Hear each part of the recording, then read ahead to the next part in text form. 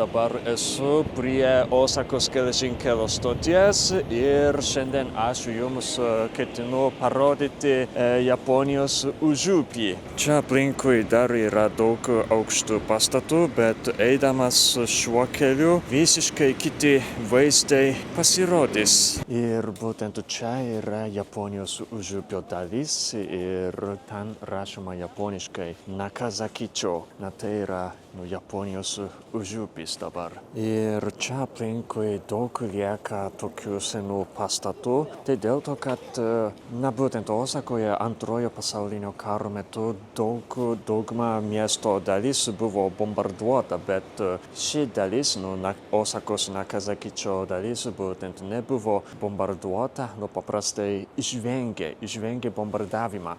Todėl čia aplinkui lieka daug tokių senų pastatų.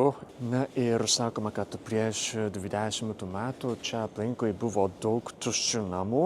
Todėl jauni žmonės būtent pradėjo pirkti tokius senus pastatus, tuščius pastatus ir pradėjo verslą. Pradėjo atidaryti kavinės, restoranus ir kažkokias mažas parduotuvės.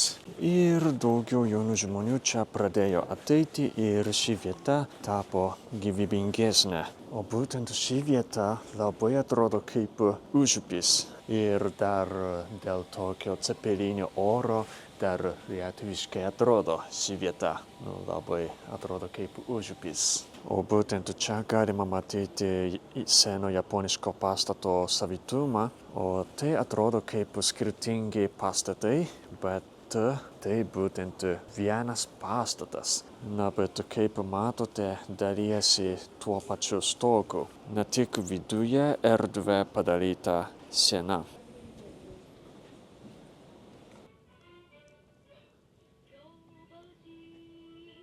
O būtent šitoje parduotuvėje, kur parduoda retro stiliaus dalykus, galima buvo matyti, kad ten anksčiau buvo sena, bet buvo išgriauta. Tai dėl to, kad grinduose buvo aukščio skirtumas ir dar vienas stogas buvo žemesnis, bet kitas stogas buvo aukštesnis. Dėl to galima matyti buvo, kad anksčiau šitame pastate buvo sena.